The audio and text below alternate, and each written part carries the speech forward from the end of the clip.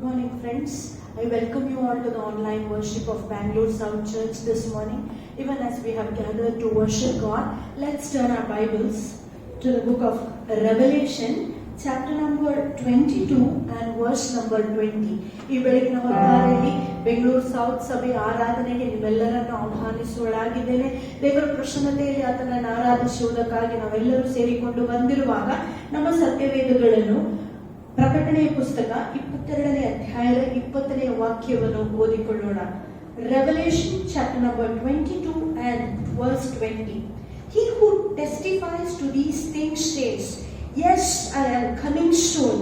Amen. Come, Lord Jesus. Kannada Bible ಹೀಗೆ ಹೇಳುತ್ತೆ. ಪ್ರಕಟಣೆ 22ನೇ ಅಧ್ಯಾಯದ 20ನೇ ವಾಕ್ಯ. ಈ ವಿಷಯಗಳಲ್ಲಿ ಸಾಕ್ಷಿ ನೀಡುವಾತನು ಹೌದು ನಾನು ಬೇಗನೆ ಬರುತ್ತೇನೆ ಎಂದು ಹೇಳುತ್ತಾನೆ. ಆಮೇನ್. ಕರ್ತನಾದ ಯೇಸುವೇ ಬಾ. Hallelujah. This is the words of our beloved Lord Jesus Christ. He says, Behold, I am coming soon. And the church, the bride of Christ, is saying in response to what God is saying, Amen. Come, Lord Jesus Christ.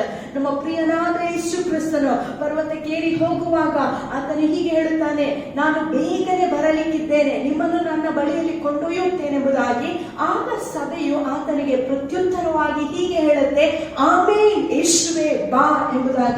This should be the longing of the church today as well. In the olden days, I mean the church, the first century church, when people used to greet one another, they used to say something like this, Maranatha.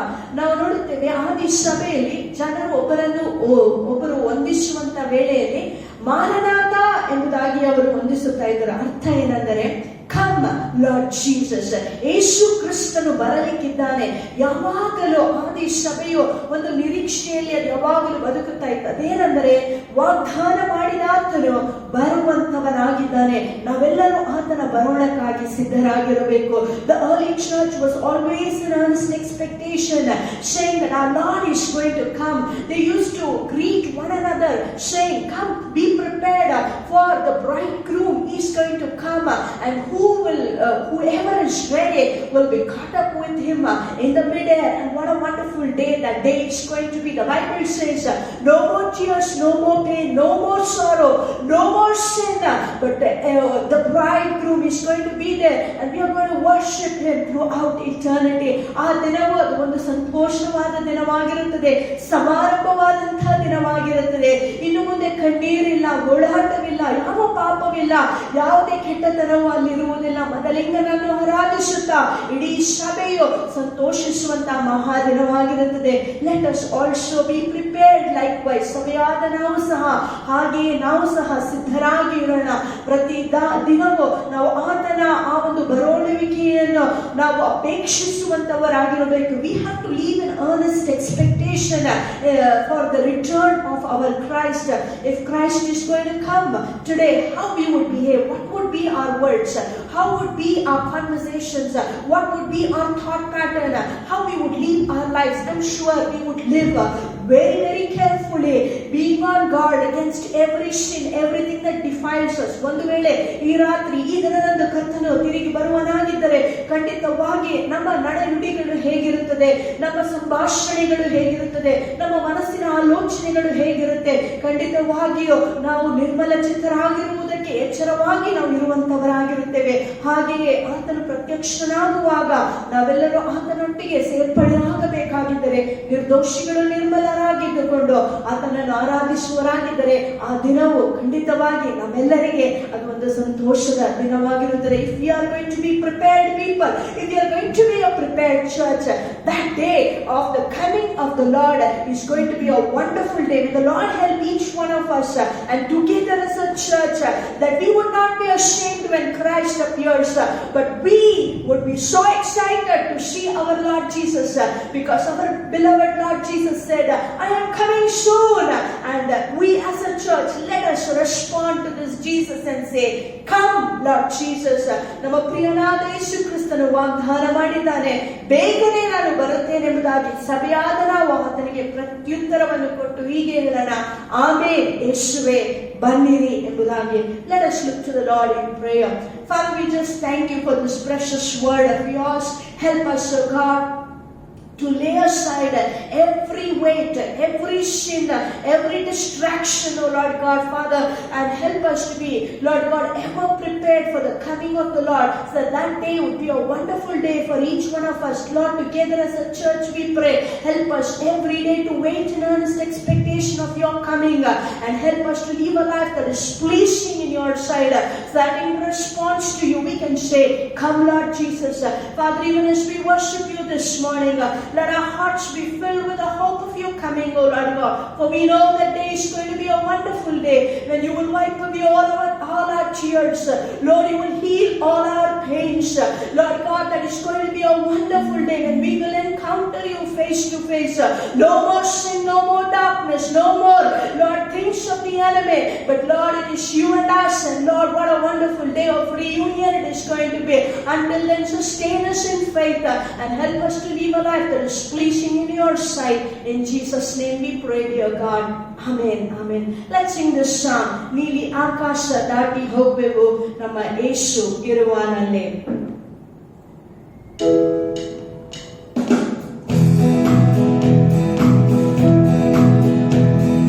Nili Akasha Dati Hopevu Nama Yesu Iruvanale.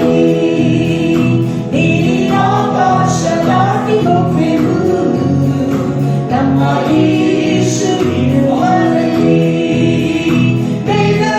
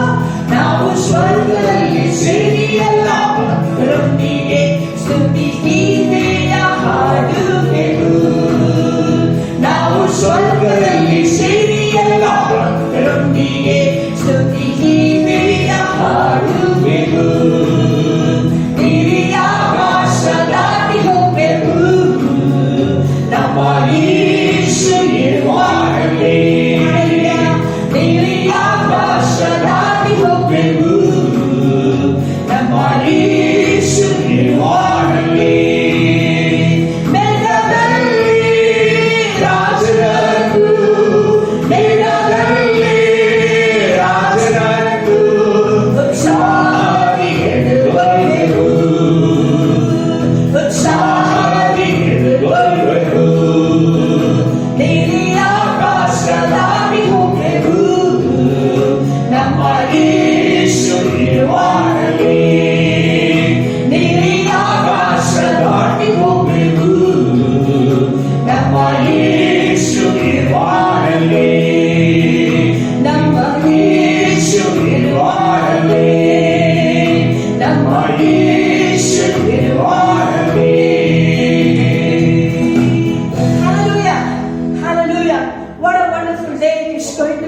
When we will encounter our Lord Jesus on the other side, the one who promised He is faithful, and He will certainly and surely come and take us to be along with Him. ಖಂಡಿತವಾಗಿ ವಾಗ್ದಾನ ಮಾಡಿದ ಆತನು ನಂಬಿಗಸ್ತನಾದಂತಹ ದೇವರಾಗಿದ್ದಾನೆ. ಆತನ ವಾಗ್ದಾನಗಳು ಎಂದಿಗೂ ಸುಳ್ಳಾಗುವುದಿಲ್ಲ, ಅದು ಸತ್ಯವಾದ ವಾಕ್ಯವಾಗಿದೆ. ವಾಗ್ದಾನ ಮಾಡಿದ ಆತನು ಖಂಡಿತವಾಗಿ ಬರುವುದಕ್ಕೆ ಶಕ್ತನಾದ ದೇವರಾಗಿದ್ದಾನೆ. ಆದ್ದರಿಂದ ಸಭೆಯಾದ ನಾವು ಉಲ್ಲಾಸಿಸೋಣ, ಹರ್ಷಿಸೋಣ. ಏನಕ್ಕಂದ್ರೆ ಆ ದಿನದಂದು ನಾವು ಎಲ್ಲಾ ಭಕ್ತರು, ಎಲ್ಲಾ ಸದ್ಭಕ್ತರು, ಲೋಕಾದ್ಯಂತ ಸೇರಿರುವಂತ ಸದ್ಭಕ್ತರೊಂದಿಗೆ ಆ ದಿನ ನಾವು ಆರಾಧಿಸಲಿಕ್ಕಿದ್ದೇವೆ. ಸಂಭ್ರಮದಲ್ಲಿ, ಸಂತೋಷದಲ್ಲೇ ಆತನನ್ನು ಸ್ತುತಿಸಲಿಕ್ಕಿದ್ದೇವೆ. Let's worship this God. ಕರ್ತನಿಗೆ ಕಾಯುವವರು ಎಂದಿಗೂ ಅವಮಾನವನ್ನು ಹೊಂದರು, ನಿಶ್ಚಯವಾಗಿ ಅಂತ್ಯ ಉಂಟು. ಆತನಲ್ಲಿ ಇಟ್ಟಿರುವಂತಹ ನಂಬಿಕೆಯು ಅದೆಂದಿಗೂ ವ್ಯರ್ಥವಾಗುವುದಿಲ್ಲ. All those who are waiting for the coming of the Lord Jesus Christ, they will never be put to shame, they will never be dismayed, because He who promised is faithful, and He is going to come back to His church, and He is going to take us to be with Him as He has promised. Never be discouraged, never be dismayed, but hold on to the promises of God, for His word is true, and He is faithful for all that He has promised. ಕರ್ತನಿಗೆ ಕಾಯುವವರು ಅವಮಾನ ಹೊಂದರು, ನಿಜವಾಗಿ ಅಂತ್ಯ ಉಂಟು, ನಿನ್ನ ನಂಬಿಕೆ ವ್ಯರ್ಥವಾಗದು.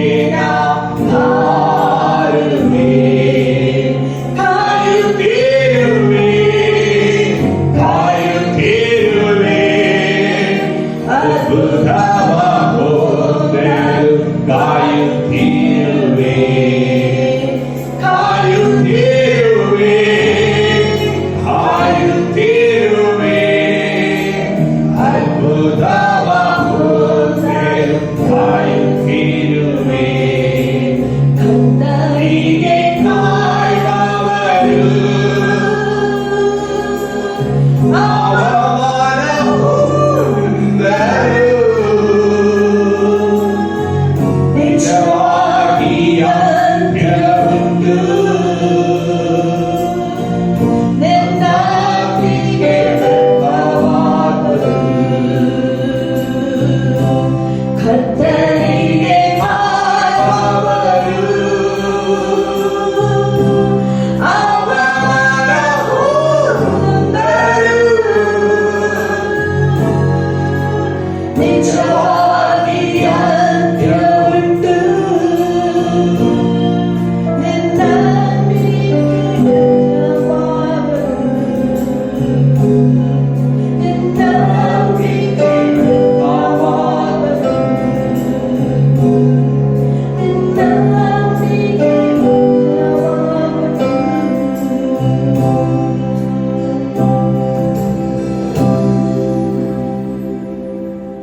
Father, we thank you that you are a promise-keeping God. ವಾಗ್ದಾನವನ್ನು ನೆರವೇರಿಸುವಾತನು ನೀನಾಗಿದೆ ತಂದೆಯಾದ ದೇವರೇ, ನಿನಗೆ ಸ್ತೋತ್ರವಾಗಲಿ. As we delight in your promises, Lord, help us, Lord, to share in your divine nature and escape the corruption that is caused by evil desires. ತಂದೆಯಾದ ದೇವರೇ, ನಿನ್ನ ವಾಗ್ದಾನವನ್ನೇ ನಾವು ನಂಬಿ ಸ್ವಾಮಿ ಅದನ್ನು ಹಿಡಿದುಕೊಂಡಿರುವಂತಹ ಸಮಯದಲ್ಲಿ ಲೋಕದ ಕಲ್ಮಶದಿಂದ ಉಂಟಾಗುವಂತ ಎಲ್ಲಾ ಕೆಟ್ಟ ನಡತೆಗಳನ್ನು ನಮ್ಮಿಂದ ತೆಗೆದು ಹಾಕಿ ದೈವಿಕವಾದ ಸ್ವಭಾವದಲ್ಲಿ ಪಾಲ್ಗೊಳ್ಳುವುದಕ್ಕಾಗಿ ನಮ್ಮೆಲ್ಲರಿಗೆ ನೀನು ಸಹಾಯ ಮಾಡು. Speak to us this morning, Lord. ಬೆಳಗಿನ ಹೊತ್ತಾರೆಯಲ್ಲಿ ನಮ್ಮ ಜೊತೆಯಲ್ಲಿ ಮಾತನಾಡಪ್ಪ. In Jesus' name we pray. ಯೇಸು ನಾಮದಲ್ಲಿ ಬೇಡಿಕೊಳ್ಳುತ್ತೇವೆ. Amen. ಆಮೆನ್.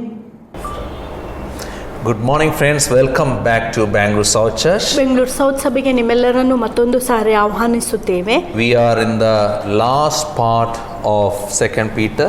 2 ಪೇತ್ರನ ಈ ಪತ್ರಿಕೆಯ ಕೊನೆ ಭಾಗವನ್ನು ನಾವು ಇಂದು ಧ್ಯಾನಿಸುತ್ತಾ ಇದ್ದೇವೆ.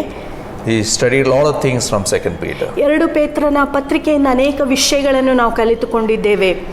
So, as we wait for the coming of Jesus Christ, what we should do, that is the focus of 2 Peter chapter 3, 10 to 18. 2 ಪೇತ್ರ 3ನೇ ಅಧ್ಯಾಯ 10ನೇ ವಾಕ್ಯದಿಂದ 13ನೇ ವಾಕ್ಯದವರೆಗೆ ಕರ್ತನ ಬರೋಣಕ್ಕಾಗಿ ನಾವು ಕಾದುಕೊಂಡಿರುವಂತಹ ವೇಳೆಯಲ್ಲಿ ಸಭೆಯಾದ ನಾವು ಏನನ್ನು ಮಾಡಬೇಕೆಂಬುದಾಗಿ ಅಲ್ಲಿ ಬರೆಯಲ್ಪಟ್ಟಿದೆ. I titled today's sermon, God, Grow and Glorify. ಇವತ್ತು ನಾವು ಕೇಳುವಂತ ಸಂದೇಶ, ಎಚ್ಚರವಾಗಿರ್ರಿ, ಬೆಳೆಯಿರಿ, ಮಹಿಮೆ ಹೊಂದಿರಿ. Last week we saw God delays His promise of coming so that everyone will get an opportunity to change, to repent and to trust in the Lord. ಕಳೆದ ವಾರ ನಾವು ಅಭ್ಯಾಸಿಸಿದ ಹಾಗೆ ಕರ್ತನ ಬರೋಣವು ತಡವಾಗಿರುವಂಥ ಕಾರಣವೇನೆಂದರೆ ಪ್ರತಿಯೊಬ್ಬರು ತಮ್ಮ ದುರ್ಮಾರ್ಗಗಳನ್ನು ತ್ಯಜಿಸಿ ಪರಿಶುದ್ಧರಾಗಿ ಅವರು ದೇವರ ರಾಜ್ಯಕ್ಕೆ ಸೇರ್ಪಡೆಯಾಗಬೇಕೆಂಬುದೇ. Verse 9, the Lord is not slow in keeping His promise, as some understand slowness. He is patient with you, not wanting anyone to perish, but everyone to come to repentance. 9ನೇ ವಾಕ್ಯ, ಕರ್ತನು ತನ್ನ ವಾಗ್ದಾನದ ವಿಷಯವಾಗಿ ತಡ ಮಾಡುತ್ತಾನೆಂಬುದಾಗಿ ಕೆಲವರು ಎಣಿಸುವ ಪ್ರಕಾರ ಆತನು ತಡಮಾಡುವಾತನಲ್ಲ, ಆದರೆ ಯಾವನಾದರೂ ನಾಶವಾಗಿರುವುದರಲ್ಲಿ ಆತನು ಇಷ್ಟಪಡದೆ ಎಲ್ಲರೂ ಪಶ್ಚಾತ್ತಾಪ ಪಡಬೇಕೆಂದು ಅಪೇಕ್ಷಿಸುವನಾಗಿದ್ದು ನಮ್ಮ ಕಡೆಗೆ ದೀರ್ಘ ಶಾಂತಿ ಸಹನೆಯುಳ್ಳವನಾಗಿದ್ದಾನೆ. Until He comes, first of all, we should remember the day of the Lord will come. ನಾವು ಒಂದು ವಿಷಯವನ್ನು ಯಾವಾಗಲೂ ಮರುಜ್ಞಾಪಿಸಬೇಕು, ಕರ್ತನು ಬರಲಿಕ್ಕಿದ್ದಾನೆ. Verse 10, but the day of the Lord will come like a thief. The heavens will disappear with a roar, the elements will be destroyed by fire, and the earth and everything in it will be laid bare. ಆದರೂ ಕರ್ತನ ದಿನವು ರಾತ್ರಿಯಲ್ಲಿ ಕಳ್ಳನು ಬರುವಂತೆ ಬರುತ್ತದೆ. ಆ ದಿನದಲ್ಲಿ ಆಕಾಶ ಮಹಾ ಘೋಷದಿಂದ ಇಲ್ಲದೆ ಹೋಗುವವು, ಅತಿ ಉಷ್ಣದಿಂದ ಪಂಚಭೂತಗಳು ಉರಿದು ಲಯವಾಗಿ ಹೋಗುವವು, ಭೂಮಿಯು ಅದರಲ್ಲಿರುವ ಕೆಲಸಗಳು ಸುಟ್ಟು ಹೋಗುವವು. Why the Lord is coming? ದೇವರು ಯಾವ ಕಾರಣಕ್ಕಾಗಿ ಬರುತ್ತಾ ಇದ್ದಾನೆ? The second coming, like the first coming, is a time period. ನಾವು ನೋಡುತ್ತೇವೆ, ಎರಡನೆಯ ಬರೋಣವು, ಕರ್ತನ ಆಗಮನವು ಮೊದಲನೆಯ ಆಗಮನದ ಹಾಗೆ ಒಂದು ಕಾಲಾವಧಿ ಆಗಿರುತ್ತದೆ. The first coming of the Lord was just 33 years. ಕರ್ತನ ಮೊದಲನೆಯ ಬರೋಣ ಕೇವಲ 33 ವರ್ಷಗಳ ಕಾಲಾವಧಿಯಾಗಿತ್ತು. The second coming starts with the rapture, Christ appearing on heaven and then gathering his saints, and then later so many things will happen. ಆದರೆ ಕರ್ತನ ಎರಡನೆಯ ಆಗಮನವು ಮೊದಲಾಗಿ ಇಡೀ ಸಭೆಯು ಮಧ್ಯಾಕಾಶದಲ್ಲಿ ಆತನ ಜೊತೆಗೆ ಸೇರ್ಪಡೆಯಾಗುತ್ತದೆ. ಆ ನಂತರ ಭೂಮಿಯ ಮೇಲೆ ಅನೇಕ ವಿಷಯಗಳು ಸಂಭವಿಸಲಾರಂಭಿಸುತ್ತವೆ. Now the day of the Lord, Peter is talking here, is all about judging the unbelieving and the ungodly people. ಕರ್ತನ ದಿನದಂದು ನಡೆಯುವಂತ ಸಂಗತಿಗಳೇನೆಂದರೆ, ಮೊದಲನೆಯದಾಗಿ ಅವಿಶ್ವಾಸಿಗಳು ಆತನಲ್ಲಿ ನಂಬಿಕೆ ಇಡದವರಿಗೆ ನ್ಯಾಯ ತೀರ್ಪಿನ ದಿನ ಅಂದಾಗಿರುತ್ತದೆ. This day of the Lord is for people who missed the flight. ಯಾರ್ಯಾರು ಕರ್ತನನ್ನು ಮಧ್ಯಾಕಾಶದಲ್ಲಿ ಸೇರ್ಪಡೆಯಾಗಲಿಲ್ಲವೋ ಅಂಥವರಿಗೆ ಕರ್ತನ ದಿನವು ಕಾದಿರುತ್ತದೆ. If you are not growing with the Lord and in the Lord, then we can't go with him. ಒಂದು ವೇಳೆ ನಾವು ಕರ್ತನಲ್ಲಿ ಬೆಳೆಯದಿದ್ದರೆ, ಆತನ ಹಾಗೆ ನಾವು ಆಗದಿದ್ದರೆ, ಆತನು ಬರುವಾಗ ಆತನ ಜೊತೆಯಲ್ಲಿ ಸೇರ್ಪಡೆ ಆಗುವುದಕ್ಕೆ ನಮಗಾಗಲ್ಲ. Now why he comes? Verse 7. ಆತನು ಯಾವ ಕಾರಣದಿಂದ ಬರುತ್ತಾನೆ? 7ನೇ ವಾಕ್ಯ. By the same word the present heavens and earths are reserved for fire, being kept for the day of judgment and destruction of ungodly men. ಆದರೆ ಈಗಿನ ಆಕಾಶವು ಭೂಮಿಯು ಅದೇ ವಾಕ್ಯದಿಂದ ಬೆಂಕಿಗಾಗಿ ಕಾದಿಸಲ್ಪಟ್ಟಿವೆ. ಇವು ನ್ಯಾಯ ತೀರ್ಪಿಗೆ ಮತ್ತು ದುಷ್ಟ ಜನರ ನಾಶನಕ್ಕೆ ಇಡಲ್ಪಟ್ಟಿವೆ. So God is coming to destroy the ungodly people. ಅಧರ್ಮಿಗಳನ್ನು ನಾಶ ಮಾಡುವುದಕ್ಕಾಗಿ ಕರ್ತನು ಬರುತ್ತಾ ಇದ್ದಾನೆ. In spite of giving them time and space to get transformed, they refuse to accept God's call to get salvation, and now there is no more chance for them.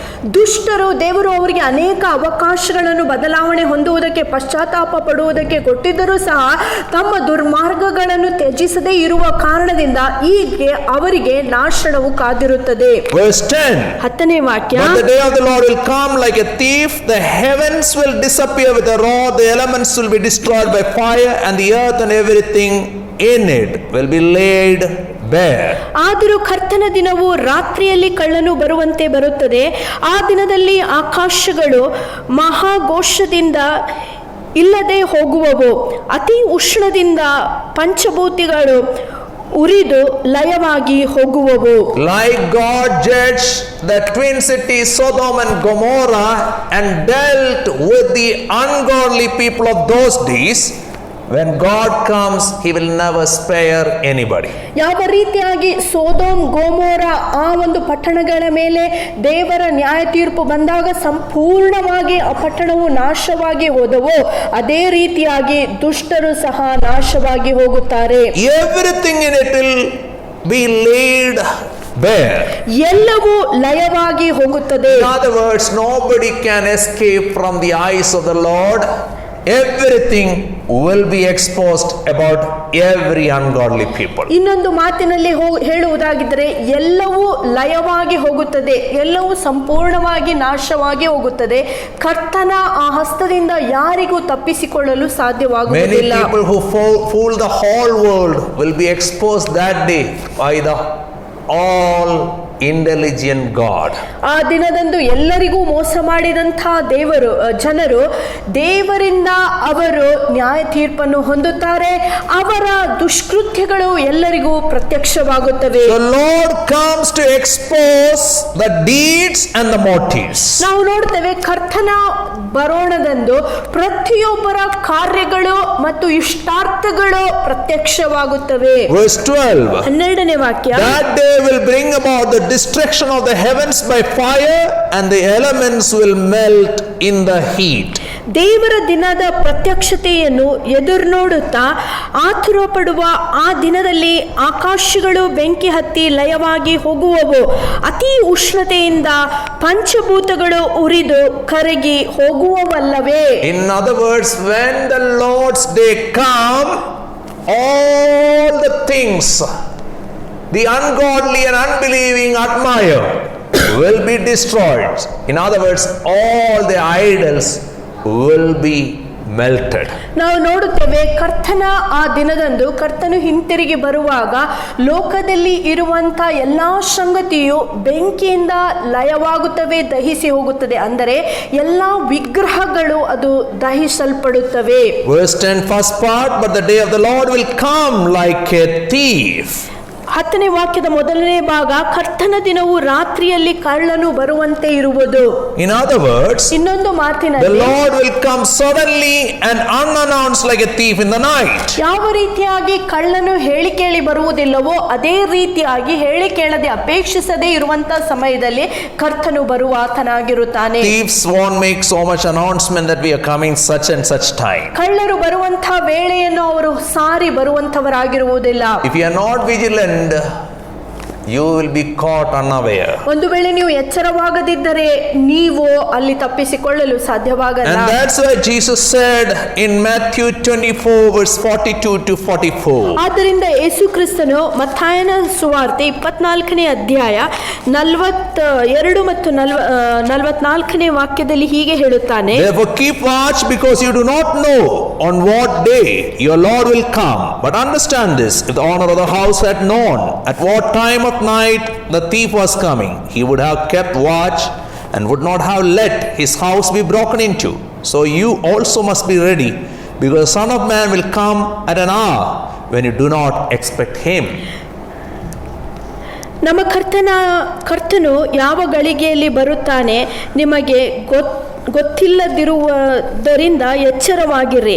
ಕಳ್ಳನು ಯಾವ ಗಳಿಗೆಯಲ್ಲಿ ಬರುತ್ತಾನೆಂದು ಮನೆಯ ಯಜಮಾನನಿಗೆ ತಿಳಿದಿದ್ದರೆ ಅವನು ಎಚ್ಚರವಾಗಿದ್ದು ತನ್ನ ಮನೆಗೆ ಕನ್ನ ಹಾಕದಂತೆ ಕಾಯುತ್ತಾನೆಂದು ನೀವು ತಿಳಿದುಕೊಳ್ಳುತ್ತೀರಿ. ಆದ ಕಾರಣ ನೀವು ಸಹ ಸಿದ್ಧವಾಗಿರ್ರಿ, ಏಕೆಂದರೆ ನೀವು ನೆನಸದ ಗಳಿಗೆಯಲ್ಲಿ ಮನುಷ್ಯಪುತ್ರನು ಬರುತ್ತಾನೆ. Same thing Paul talks in 1 Thessalonians chapter 5 verse 2. ಅದನ್ನೇ ಪೌಲನು ಸಹ 1 ಥೆಸಲೋನಿಕದವರಿಗೆ ಬರೆದ ಪತ್ರಿಕೆ 5ನೇ ಅಧ್ಯಾಯದಲ್ಲಿ ಹೇಳುವನಾಗಿದ್ದಾನೆ. For you know very well that the day of the Lord will come like a thief in the night. ನಿಮಗಾಗಲೇ ಸ್ಪಷ್ಟವಾಗಿ ಗೊತ್ತಿದೆ, ಅದೇನೆಂದರೆ ಕರ್ತನ ದಿನದಂದು ಆತನು ಕಳ್ಳನಂತೆ ಬರುವನಾಗಿದ್ದಾನೆ. So the day of the Lord will come unexpected. ನೀವು ಅಪೇಕ್ಷಿಸದೇ ಇರುವಂತ ಸಮಯದಲ್ಲಿ ಕರ್ತನು ಬರಲಿಕ್ಕೆ So ಇದ್ದಾನೆ. what kind of people we ought to be? ಆ ಕಾರಣದಿಂದ ನಾವು ಯಾವ ರೀತಿಯಾದ ಜನರಾಗಿರಬೇಕು. And that's what verse 11 and 12 says. ಅದನ್ನೇ 11 ಮತ್ತು 12ನೇ ವಾಕ್ಯ ಹೇಳುತ್ತದೆ. Since everything will be destroyed in this way, what kind of people ought you to be? ನೀವೆಲ್ಲರೂ ಹೀಗೆ ಲಯವಾಗಿ ಹೋಗುವುದರಿಂದ ನೀವು ಯಾವ ತರದ ಜನರಾಗಿರಬೇಕು? That statement is not a question but an exclamation. ಅದು ಒಂದು ಪ್ರಶ್ನಾರ್ಥಕವಾದಂಥ ಹೇಳಿಕೆ ಆಗಿರುವುದಿಲ್ಲ, ಆದರೆ ಉದ್ವೇಗದ ಹೇಳಿಕೆ ಆಗಿರುತ್ತದೆ. The day of the Lord is terrible. ಆ ಕರ್ತನ ಬರೋಣವು ಅದು ಒಂದು ಘೋರವಾದ Take it ಬರೋಣವಾಗಿರುತ್ತದೆ. seriously. ನೀವು ಗಂಭೀರವಾಗಿ ಅದನ್ನು ಎದುರು ನೋಡುವರಾಗಿರಬೇಕು. If you miss the second coming of the Lord, ಒಂದು ವೇಳೆ ಕರ್ತನ ಎರಡನೇ ಬರೋಣವನ್ನು ನೀವು you ತಪ್ಪಿಸಿಕೊಳ್ಳುವುದಾಗಿದ್ದರೆ will fall into the consuming fire of the Lord. ನೀವು ಕರ್ತನ ದಹಿಸುವಂತ ಅಗ್ನಿಯಲ್ಲಿ ಸೇರ್ಪಡೆಯಾಗುತ್ತೀರಿ. So what should you do? ನೀವು ಮಾಡಬೇಕಾದದ್ದು Verse 11 continues, you ought to live holy and godly lives. ನೀವು ಪರಿಶುದ್ಧವಾದ ನಡವಳಿಕೆಯನ್ನು ಭಕ್ತಿಯುಳ್ಳವರು In ಆಗಿರಬೇಕು. other words, be consistently holy and godly. ಇನ್ನೊಂದು ಮಾತಿನಲ್ಲಿ ಆತನು ಹೇಳುವಂತ ವಿಷಯವೇನೆಂದರೆ ಯಥಾಬದ್ಧವಾಗಿ ನೀವು ಪರಿಶುದ್ಧರಾಗಿರಬೇಕು, ಭಕ್ತಿಯುಳ್ಳವಂತ ಜನರಾಗಿರಬೇಕು. Consistency is a mark of maturity. ಸ್ಥಿರವಾಗಿ ಮುಂದೆ ಸಾಗುವುದು ಅದು ಒಂದು ಪ್ರಬುದ್ಧತೆಯ ಸಂಕೇತವಾಗಿರುತ್ತದೆ. 2 days walking closer with Lord, another 4 days backsliding, that is not consistency. 2 ದಿನ ಕರ್ತನ ಜೊತೆಯಲ್ಲಿ ನಡೆಯುವುದು, 4 ದಿನ ಹಿಂದೇಟ್ ಹಾಕುವುದು ಅದು ಒಂದು ಸ್ಥಿರವಾದ ಜೀವನವಲ್ಲ. And Peter is reminding the truth again and again. Born again experience is not just telling that I love you Jesus and leaving your own ways.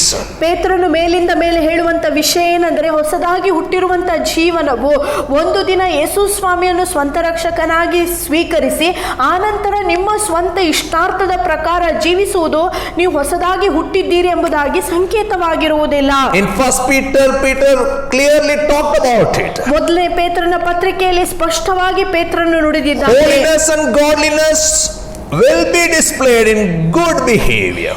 ಪರಿಶುದ್ಧತೆಯು ಭಯಭಕ್ತಿಯುಳ್ಳಂತ ಜೀವಿತವು ಒಳ್ಳೆಯ ನಡತೆಯಲ್ಲಿ ಕಂಡು ಬರುತ್ತದೆ. 1 Peter 1:15 Peter said, but just as he who called you is holy, so be holy in all you do. 1 ಪೇತ್ರ 1:15 ಪೇತ್ರನು ಹೀಗೆ ಹೇಳುತ್ತಾನೆ, ನಿಮ್ಮನ್ನು ಕರೆದಾತನು ಪರಿಶುದ್ಧನಾಗಿರುವ ಪ್ರಕಾರ ನೀವು ವಿಧೇಯರಾದ ಮಕ್ಕಳಂತೆಯೇ ಎಲ್ಲಾ ನಡವಳಿಕೆಯಲ್ಲಿ ನಾನು ಪರಿಶುದ್ಧನಾಗಿರುವ ಹಾಗೆ ನೀವು In ಪರಿಶುದ್ಧರಾಗಿರಬೇಕೆಂಬುದಾಗಿ. all you do, you should be holy. ನೀವು ಎಲ್ಲಾ ಸಂಗತಿಗಳಲ್ಲಿಯೂ ಪರಿಶುದ್ಧರಾಗಿರಬೇಕು.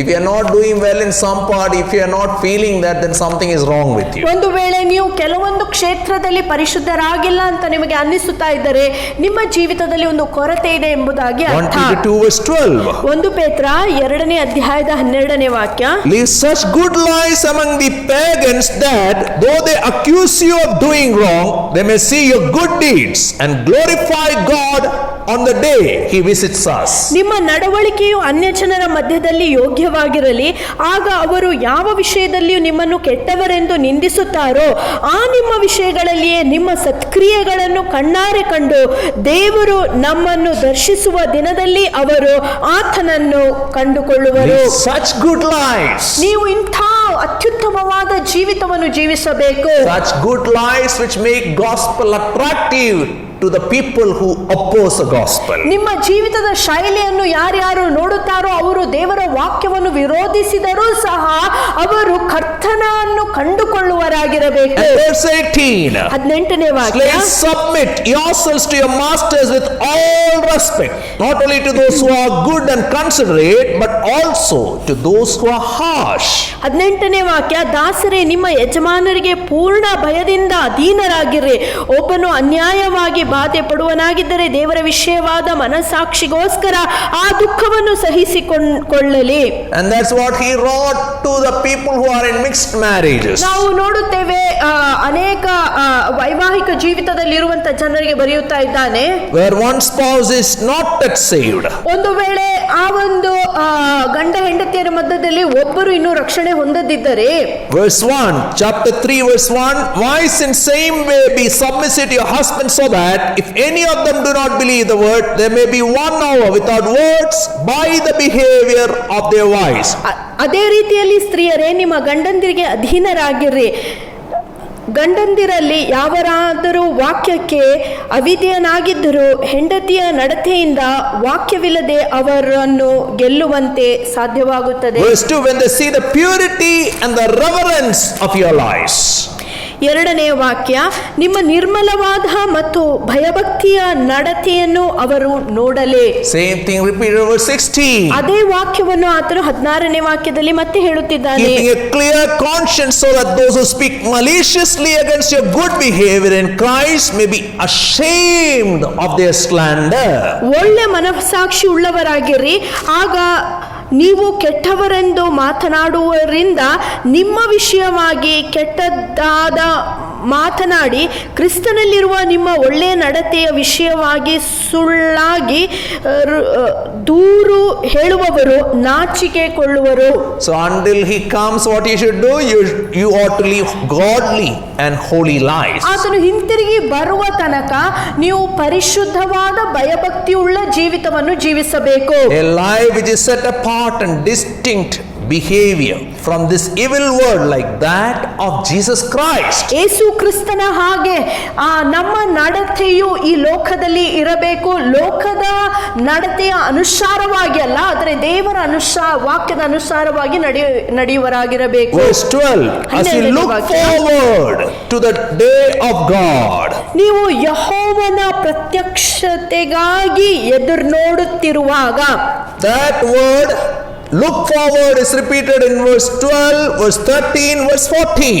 ಎದುರು ನೋಡುತ್ತಿದ್ದೀರಿ ಎಂಬ ಪದವು 13, 14, 14ನೇ ವಾಕ್ಯದಲ್ಲಿ ಮತ್ತೆ ಮತ್ತೆ ಹೇಳಲ್ಪಟ್ಟಿದೆ. To understand that, ಅದನ್ನು ನಾವು ಅರ್ಥೈಸಿಕೊಳ್ಳಬೇಕಾಗಿದ್ದರೆ, you should know when a new bride, when she is married and then husband is moved out to some other place, how much eager she'll be waiting for husband's call or video or message. ನಾವು ನೋಡುತ್ತೇವೆ, ಹೊಸದಾಗಿ ಮದುವೆ ಆಗಿರುವಂತಹ ದಂಪತಿಗಳು ಒಂದು ವೇಳೆ ಗಂಡನು ಕೆಲಸಕ್ಕೆ ಇನ್ನೊಂದು ಕಡೆಗೆ ಹೋಗುವುದಾಗಿದ್ದರೆ ಆತನ ಕರೆಗಾಗಿ ಅಥವಾ ಆತನ ಪ್ರತ್ಯಕ್ಷತೆಗಾಗಿ ಆ ಒಂದು ಹೆಂಡತಿಯು ಯಾವ ರೀತಿಯಾಗಿ ಎದುರು ನೋಡುತ್ತಾಳೋ ಆ ರೀತಿಯಾಗಿಯೇ All couples, even after honeymoon, who has not lost the honey, they can experience this. ಯಾವ್ಯಾವ ದಂಪತಿಗಳು ನಿಜವಾದ ಪ್ರೇಮವನ್ನು ಅನುಭವಿಸಿದ್ದಾರೋ ಮಧುಚಂದ್ರದ ನಂತರ ಸಹ ಅವರು ಇಂತಹ ಅನುಭವಗಳನ್ನು ಪಡೆಯಲು ಸಾಧ್ಯವಾಗುತ್ತದೆ. Before marriage is temporary madness. ಮದುವೆ ಆಗುವುದಕ್ಕಿಂತ ಮುಂಚೆ ತಾತ್ಕಾಲಿಕವಾದ ಪ್ರೇಮವಾಗಿರುತ್ತದೆ. But when you are really in love, ಆದರೆ ನೀವು ನಿಜವಾಗಿ ಒಂದು ಪ್ರೇಮದಲ್ಲಿರುವಾಗ, even when your husband is separated because of his job assignments, still you will long for him every moment. ಗಂಡನು ಕೆಲಸಕ್ಕೆ ಅಂತ ಬೇರೆ ಕಡೆ ಹೋಗುವುದಾಗಿದ್ದರೆ ಪ್ರತಿನಿತ್ಯವೂ ನೀವು ಆತನಿಗೋಸ್ಕರ ಎದುರು ನೋಡುವರಾಗಿರುತ್ತೀರಿ. Are we longing for the Lord like that? ನಮ್ಮ ಕರ್ತನಿಗೋಸ್ಕರ ನಾವು ಹಾಗೆ ಎದುರು ನೋಡುತ್ತಾ ಇದ್ದೇವೆ. Verse 12 continues. 12ನೇ ವಾಕ್ಯ ಹೀಗೆ ಮುಂದುವರಿಯುತ್ತದೆ. And speed its coming. ಆತನ ಪ್ರತ್ಯಕ್ಷತೆಯು ಆತುರ ಪಡುವಾಗ, we can speed up the coming of our Lord through our godly lives. ಕರ್ತನು ಬೇಗನೆ ಬರಬೇಕಾಗಿದ್ದರೆ ನಾವು ಭಯಭಕ್ತಿಯುಳ್ಳ ಜೀವಿತವನ್ನು ಜೀವಿಸುವರಾಗಿರಬೇಕು. Matthew 24 verse 14 reminds us this gospel will be preached in the whole world and then the end will come. ಮತ್ತಾಯನ ಸುವಾರ್ತೆ 24ನೇ ಅಧ್ಯಾಯದ 14ನೇ ವಾಕ್ಯ ನಮಗೆ ಮರುಜ್ಞಾಪಿಸುತ್ತದೆ ಏನೆಂದರೆ, ಈ ಒಂದು ಸುವಾರ್ತೆಯು ಲೋಕಾದ್ಯಂತ ಅದು ಸಾರಲ್ಪಡುತ್ತದೆ, ಆನಂತರ ಲೋಕವು ಕೊನೆಗೊಳ್ಳುತ್ತದೆ, ಕರ್ತನು ಬರುತ್ತಾನೆ. In Gospel of John chapter 20 you see Mary Magdalene. ಯೋಹಾನನ ಸುವಾರ್ತೆ 20ನೇ ಅಧ್ಯಾಯದಲ್ಲಿ ಮಗ್ದಳ ಮರಿಯಳನ್ನು ನಾವು ನೋಡುತ್ತೇವೆ. After Jesus buried, next day morning, early morning, still it was dark, Mary and team came and Mary persisted to see Jesus. She pursued and finally she was rewarded. ನಾವು ನೋಡುತ್ತೇವೆ, ಯೇಸು ಸ್ವಾಮಿಯನ್ನು ಹೂಣಿಟ್ಟ ನಂತರ ಆ ಮಾರನೇ ದಿನದಂದು ಇನ್ನು ನಸಕಿನಲ್ಲಿ ಹಗಲಿರುವಂತಹ ವೇಳೆಯಲ್ಲಿಯೇ ಮರಿಯಳು ಮತ್ತು ಅವಳ ಸ್ನೇಹಿತರು ಯೇಸುವನ್ನು ಸಂಧಿಸುವುದಕ್ಕಾಗಿ ಸಮಾಧಿಗೆ ಹೋಗುತ್ತಾರೆ. When Jesus saw her eager expectation, ಯೇಸು ಸ್ವಾಮಿ ಅವಳಲ್ಲಿ ಇರುವಂತಹ ಬಯಕೆಯನ್ನು, ಎದುರು ನೋಡುವಿಕೆಯನ್ನು ಕಂಡಾಗ Jesus was moved so much by her eagerness. ಯೇಸು ಸ್ವಾಮಿ ಅವಳಲ್ಲಿ ಇರುವಂತಹ ದಾಹವನ್ನು ನೋಡಿ ಆತನು ಚಲಿಸಲ್ಪಟ್ಟನು. So he stopped presenting himself to God the Father. Before that he came and ministered to her. ಆ ಕಾರಣದಿಂದ ಸ್ವರ್ಗೀಯ ತಂದೆ ಬಳಿಗೆ ಹೋಗುವುದನ್ನು ತಡ ಮಾಡಿ ಮೊದಲು ಇವಳನ್ನು ಬಂದು ಯೇಸು ಸ್ವಾಮಿ ಸಂಧಿಸಿದನು. Do we have that eagerness? ಅಂತಹ ಎದುರು ನೋಡುವಿಕೆ ನಮ್ಮಲ್ಲಿ ಇದೆಯಾ? 2 Peter chapter 3 2 ಪೇತ್ರ 3ನೇ ಅಧ್ಯಾಯ verse 13 to 15. 13ನೇ ವಾಕ್ಯದಿಂದ 15ನೇ ವಾಕ್ಯ. As we wait, the home of righteousness is getting ready. ನಾವು ನೋಡುತ್ತೇವೆ, ನಾವು ಕಾದುಕೊಂಡು ಇರುವಾಗ ನೀತಿಯ ಬಿಡಾರಗಳು ನಮಗಾಗಿ ಸಿದ್ಧ ಮಾಡಲ್ಪಡುತ್ತವೆ. 13ನೇ ವಾಕ್ಯ. But in keeping with his promise, we are looking forward to a new heaven and a new earth, the home of righteousness. ಆದರೂ ನಾವು ಆತನ ವಾಗ್ದಾನದ ಪ್ರಕಾರ ನೂತನ ಆಕಾಶವನ್ನು ನೂತನ ಭೂಮಿಯನ್ನು ಎದುರು ನೋಡುತ್ತಾ ಇದ್ದೇವೆ, ಅವುಗಳು ನೀತಿಯ ವಾಸವಾಗಿರುವುದು. All those who escape the judgment day of God, ಯಾರ್ಯಾರು ಕರ್ತನ ನ್ಯಾಯ ತೀರ್ಪಿನ ದಿನವನ್ನು ತಪ್ಪಿಸಿಕೊಳ್ಳುತ್ತಾರೋ they are the righteous people. ಅವರೆಲ್ಲರೂ ನೀತಿವಂತರಾಗಿದ್ದಾರೆ. By the grace of God, ಅವರು ದೇವರ ಕೃಪೆಯಿಂದ who ಬದುಕುವವರು, love God. ದೇವರನ್ನು They ಪ್ರೀತಿಸಿದವರವರ will have a dwelling place, ಅವರಿಗೆ ನಿವಾಸ ಸ್ಥಳಗಳು ಅಲ್ಲಿರುತ್ತದೆ. a dwelling place with their master. ಅವರು ತಮ್ಮ ಯಜಮಾನನೊಟ್ಟಿಗೆ ವಾಸಿಸುವರಾಗಿರುತ್ತಾರೆ. All is gone. ಎಲ್ಲ ಹಳೆಯದು ಅದು ತೀರಿ ಹೋಯಿತು, Everything will be new. ಎಲ್ಲವೂ ನೂತನವಾಗುತ್ತದೆ. The same earth will be restored, renewed. ಈ ಭೂಮಿಯೇ ಅದು ನೂತನಗೊಳ್ಳುತ್ತದೆ. So what you should do? ನೀವು ಮಾಡಬೇಕಾದದ್ದೇನು? Verse 14. 14ನೇ ವಾಕ್ಯ. So then, dear friends, since you are looking forward to this, make every effort to be found spotless, blameless, and at peace with him. ಆ ಕಾರಣ ನನ್ನ ಪ್ರಿಯ ಸ್ನೇಹಿತರೆ, ನೀವು ಇಂತಹವುಗಳನ್ನು ಎದುರು ನೋಡುವವರಾಗಿರುವುದರಿಂದ ಸಮಾಧಾನದಲ್ಲಿ ನಿರ್ಮಲವಾಗಿಯೂ ನಿರ್ದೋಷಿಗಳಾಗಿಯೂ ಆತನಿಗೆ ಕಾಣಿಸಿಕೊಳ್ಳುವಂತೆ ಜಾಗೃತೆಯುಳ್ಳವರಾಗಿರ್ರಿ. When you are going to enjoy that honeymoon with the bridegroom Jesus, you should be spotless, means without stains. ನಾವು ನೋಡುತ್ತೇವೆ ಯೇಸು ಕ್ರಿಸ್ತನ ಆ ವಿವಾಹದ ದಿನದಂದು ಆ ಸಮಾರಂಭವು ಸಂತೋಷದ ದಿನವಾಗಿರಬೇಕಾಗಿದ್ದರೆ ನಾವು ಸಭೆಯಾದ ನಾವು ನಿರ್ದೋಷಿಗಳಾಗಿರಬೇಕು, ನಿರ್ಮಲವಾಗಿರಬೇಕು. Blameless means no guilt in your heart. ನಿರ್ದೋಷಿಗಳು ಎಂಬುದಾಗಿ ಹೇಳುವಾಗ ನಿಮ್ಮ ಹೃದಯದಲ್ಲಿ ಯಾವ ದೋಷವು ಕಂಡು ಬರಬಾರದು, No regret in your heart. ನಿಮ್ಮಲ್ಲಿ ಯಾವ ಮನಸ್ಸಾಪವು ಕಂಡು ಬರಬಾರದು, And peace with God. ಮತ್ತು ದೇವರ ಜೊತೆಯಲ್ಲಿ ಸಮಾಧಾನವನ್ನು You have no ಪಡೆದುಕೊಳ್ಳುವವರಾಗಿರಬೇಕು. fear of wrath of God. ದೇವರ ಕ್ರೋಧದ ಬಗ್ಗೆ ನಿಮಗೆ ಯಾವ ಭಯವೂ You ಇರಬಾರದು. can open up totally before the Lord. ತಂದೆಯಾದ ದೇವರ ಮುಂದೆ ನೀವು ತೆರೆದ ಮನಸ್ಸುಳ್ಳವರಾಗಿರಬಹುದು. Lord is not withholding anything from you. ಮತ್ತು ನಿಮ್ಮಿಂದ ದೇವರು ಯಾವುದನ್ನು ಮರೆ ಮಾಡುತ್ತಿಲ್ಲ. What a communion that will be. ಅದು ಎಂತಹ ಸಮಾರಂಭವಾಗಿರುತ್ತದೆ. Verse 15. 15ನೇ ವಾಕ್ಯ. Bear in mind that the Lord's patience means salvation. ನಮ್ಮ ಕರ್ತನ ದೀರ್ಘ ಶಾಂತಿಯು ನಮ್ಮ ರಕ್ಷಣಾರ್ಥವಾಗಿದೆ ಎಂದು ಎಣಿಸಿಕೊಳ್ಳಿರಿ. Why Christ delays? ಏನಕ್ಕೆ ಕರ್ತನು ತಡ ಮಾಡುತ್ತಾ So that ಇದ್ದಾನೆ? some more will be transformed. ಇನ್ನು ಕೆಲವು ಜನರು ಬದಲಾವಣೆ Some more ಹೊಂದಬೇಕು, people will accept Jesus Christ. ಇನ್ನು ಕೆಲವರು ಕರ್ತನನ್ನು In ಸ್ವೀಕರಿಸಬೇಕೆಂಬುದಾಗಿ. other words, we should be saved, and then we also should make sure that all our friends and dear ones will make it to heaven. ನಾವು ಪ್ರಥಮವಾಗಿ ರಕ್ಷಣೆಯ ಮಾರ್ಗದಲ್ಲಿ ನಡೆಯುವರಾಗಿರಬೇಕು. ನಮ್ಮ ಪ್ರಿಯರೆಲ್ಲರೂ ಕರ್ತನನ್ನು ತಿಳಿದುಕೊಳ್ಳಬೇಕೆಂಬ ಪ್ರಯಾಸವನ್ನು ನಾವು ಮಾಡಬೇಕು. Can't take a wealth, a house, a bungalows, cars to heaven. Only human beings we can carry them. ನಾವು ಸ್ವರ್ಗಕ್ಕೆ ಹೋಗುವಾಗ ನಮ್ಮ ಆಸ್ತಿಯನ್ನು, ನಮ್ಮ ಅಂತಸ್ತನ್ನು, ನಮ್ಮ ಕಾರುಗಳನ್ನು, ಮನೆಗಳನ್ನು ಅಲ್ಲಿಗೆ ಕೊಂಡೊಯ್ಯಲು ಸಾಧ್ಯವಾಗುವುದಿಲ್ಲ. Paul also talks so many things about the wisdom God has given him. ಪೌಲನು ಯೆಹೋವನಿಂದ ಪಡೆದುಕೊಂಡಿರುವಂತ ಜ್ಞಾನದ ಮುಖಾಂತರ ಅನೇಕ ವಿಷಯಗಳನ್ನು ಕಲಿಸಿದ್ದಾನೆ. And then Peter is concluding the whole book. ಆ ನಂತರ ಪೇತ್ರನು ಈ ರೀತಿಯಾಗಿ ಇಡೀ ಪುಸ್ತಕವನ್ನು Verse ಮುಕ್ತಾಯಗೊಳಿಸುತ್ತಿದ್ದಾನೆ. 16 to 18 is telling, be on your guard, grow in the Lord and glorify God through your life. ಆದ್ದರಿಂದ ನೀವು ಎಚ್ಚರವಾಗಿದ್ದು ಕರ್ತನಲ್ಲಿ ಬೆಳೆದು ಆತನನ್ನು ನಿಮ್ಮ ಜೀವಿತದ ಮುಖಾಂತರ ಮಹಿಮೆ ಪಡಿಸಿರಿ ಎಂಬುದಾಗಿ ಹೇಳುತ್ತಾನೆ. Verse 16.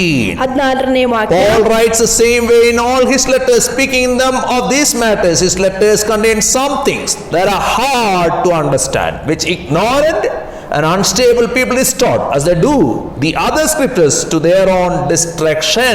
16ನೇ ವಾಕ್ಯ. ಅವನು ತನ್ನ ಎಲ್ಲಾ ಪತ್ರಿಕೆಗಳಲ್ಲಿ ಈ ವಿಷಯಗಳನ್ನು ಕುರಿತು ಹೇಳಿದ್ದಾನೆ. ಈ ಪತ್ರಿಕೆಯಲ್ಲಿಯೂ ಕೆಲವು ವಿಷಯಗಳು ತಿಳಿಯುವುದಕ್ಕೆ ಕಷ್ಟವಾಗಿವೆ.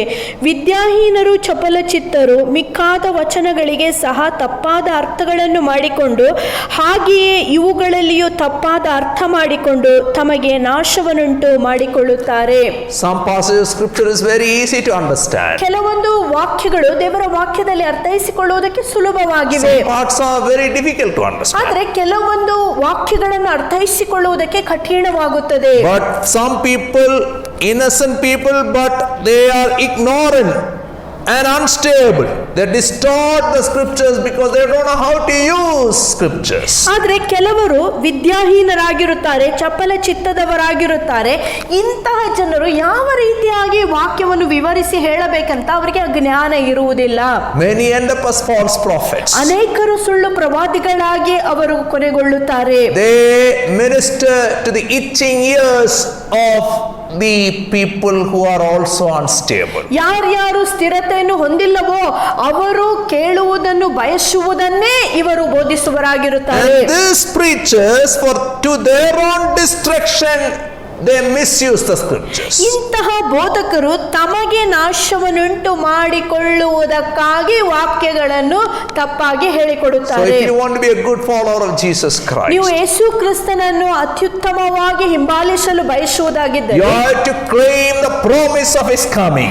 ಆತನ ಬರೋಣದ ವಾಗ್ದಾನಗಳನ್ನು You ಸ್ವೀಕರಿಸುವಂತವರಾಗಿರಬೇಕು. have to participate in his godly nature. ಆತನ ದೈವಿಕವಾದ ಸ್ವಭಾವಗಳಲ್ಲಿ ನೀವು ಪಾಲ್ಗೊಳ್ಳುವರಾಗಿರಬೇಕು. And you have to overcome the corruption that caused by the evil desires. ಕೆಟ್ಟ ಆಸೆಗಳಿಂದ ಹುಟ್ಟುವಂತ ಎಲ್ಲ ಮಾಲಿನ್ಯಗಳನ್ನು ನೀವು ತಪ್ಪಿಸಿಕೊಳ್ಳಬೇಕು. For that what you should do, verse 7, you should guard.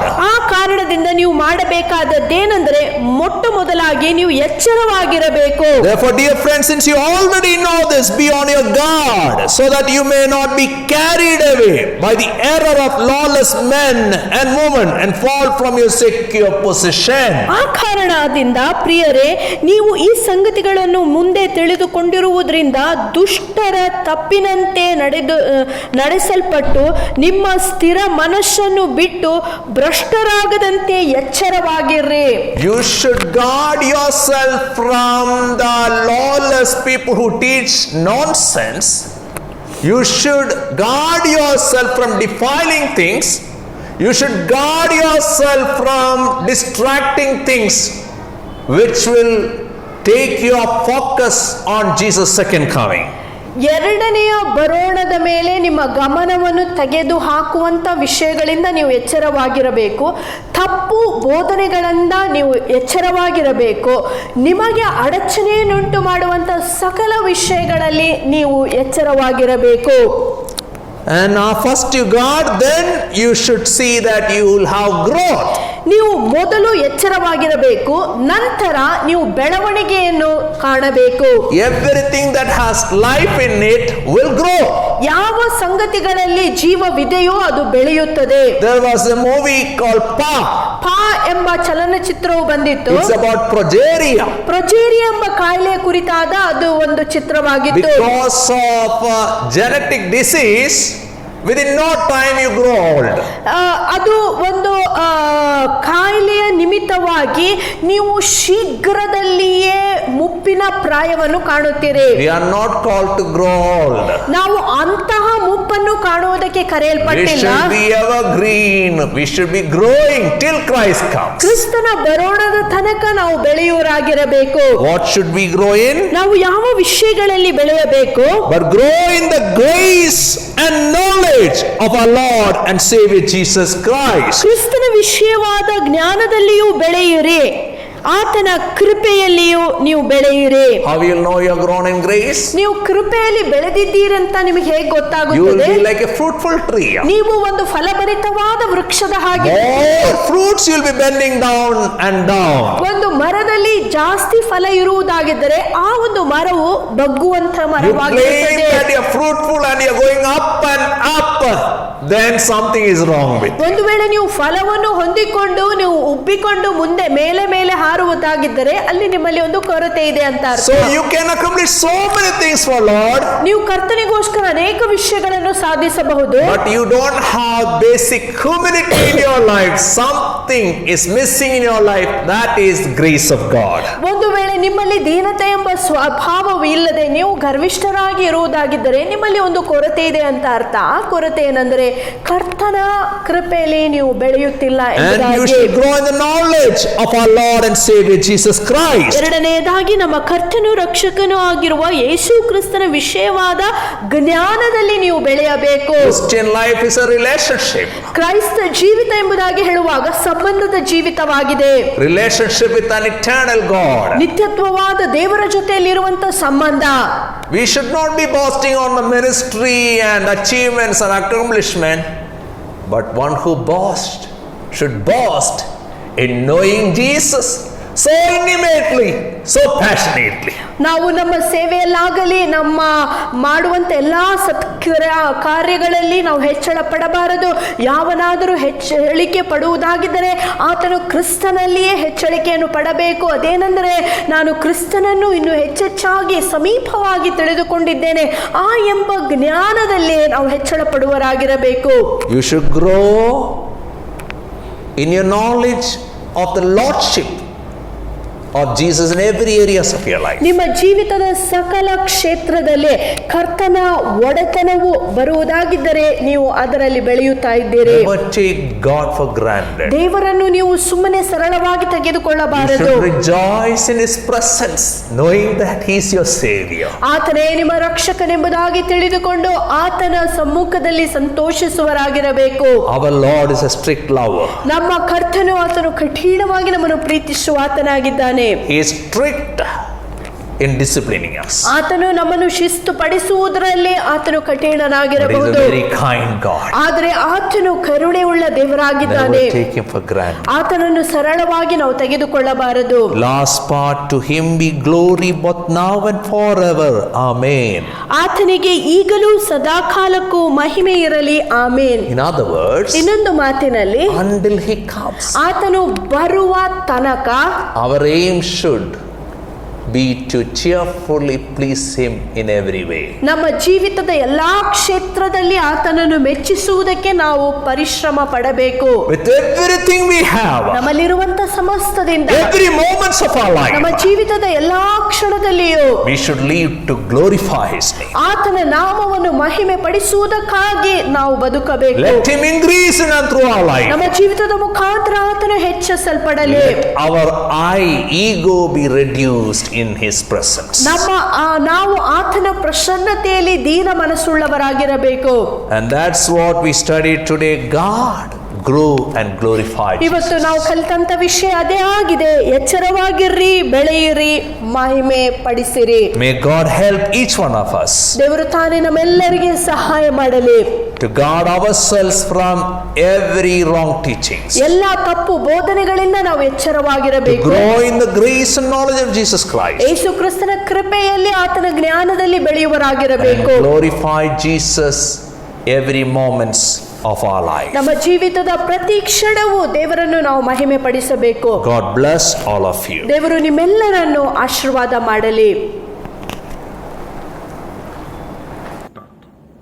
As the Lord has spoken to us, the coming of the Lord is very near. And as He's coming, He's approaching. Let us be watching. Let us be waiting. Let us be looking above, filled with His goodness and lost in His love. ಕರ್ತನ ಬರುಣವು ಸಮೀಪವಾಗಿರುವಂತಹ ಸಮಯದಲ್ಲಿ ನಾವು ಎಚ್ಚರವಾಗಿ ಕಾದುಕೊಂಡಿರೋಣ. ಆತನನ್ನೇ ಗಮನಿಸುವರಾಗಿರೋಣ. ಆತನ ಆ ಒಂದು ನಡವಳಿಕೆಯು, ಆ ನಮ್ಮ ನಡವಳಿಕೆಯಲ್ಲಿ ಆತನ ಸಂಗತಿಗಳು ಕಂಡು ಬರಲಿ. ಆತನ ಪ್ರೀತಿಯನ್ನು ಅನುಭವಿಸುತ್ತಾ ಮುಂದೆ ಸಾಗೋಣ ಎಂಬ ಈ ಹಾಡನ್ನು ಹಾಡಿ ಆತನನ್ನು ಆರಾಧಿಸೋಣ. Blessed assurance, Jesus is mine.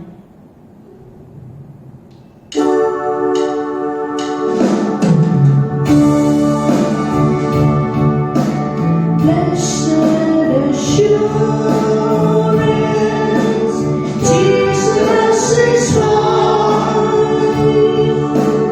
Oh, what a foretaste of glory divine. Herald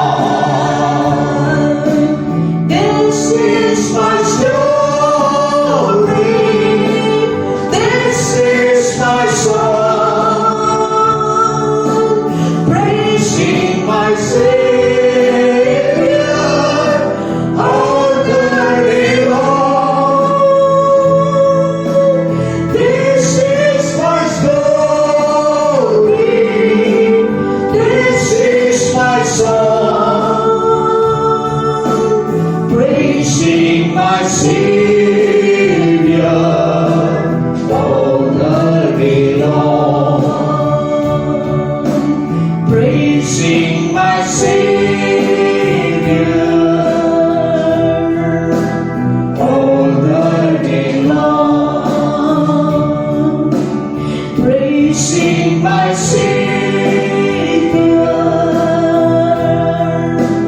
all the day long.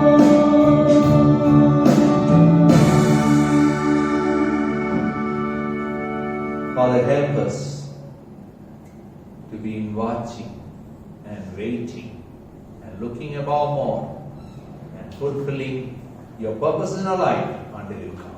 ಕರ್ತನೆ, ನೀನು ಬರುವ ತನಕ ನಾವು ಎಚ್ಚರವಾಗಿದ್ದುಕೊಂಡು ನಿನಗೋಸ್ಕರ ಕಾದಿದ್ದುಕೊಂಡು ಸ್ವಾಮಿ ನಿನ್ನ ಪ್ರೀತಿಯಲ್ಲಿ ಇನ್ನೂ ಹೆಚ್ಚಾಗಿ ಬೆಳೆಯುವುದಕ್ಕೆ ನಮಗೆಲ್ಲ ಸಹಾಯ ಮಾಡು. In Jesus' name we pray. ಯೇಸು ನಾಮದಲ್ಲಿ ಬೇಡಿಕೊಳ್ಳುತ್ತೇವೆ. Shall we have the benediction? ಅಂತ್ಯ ಆಶೀರ್ವಾದವನ್ನು ಹೊಂದಿಕೊಳ್ಳೋಣ. May the amazing grace of our Lord and Savior Jesus Christ, ನಮ್ಮ ಯೇಸು ಕ್ರಿಸ್ತನ ಒಂದು ಕೃಪೆಯು, the lavish love of God the Father, ತಂದೆಯಾದ ದೇವರ ಅಳತೆ ಇಲ್ಲದಂತಹ ಪ್ರೀತಿಯು, the intimate friendship of the blessed Holy Spirit ಪರಿಶುದ್ಧಾತ್ಮನ ಆ ಒಂದು ಅನ್ಯೋನ್ಯತೆಯು ಐಕ್ಯತೆಯು be with each one of us, ನಮ್ಮೆಲ್ಲರ ಸಂಗಡ ಇರಲಿ. to be alert for the coming of our Savior. ಯೇಸು ಕ್ರಿಸ್ತನ ಬರೋಣಕ್ಕಾಗಿ ನಾವೆಲ್ಲರೂ ಎಚ್ಚರವಾಗಿರುವುದಕ್ಕೆ God bless all of you. ದೇವರು ನಿಮ್ಮೆಲ್ಲರನ್ನು ಆಶೀರ್ವಾದ ಮಾಡಲಿ.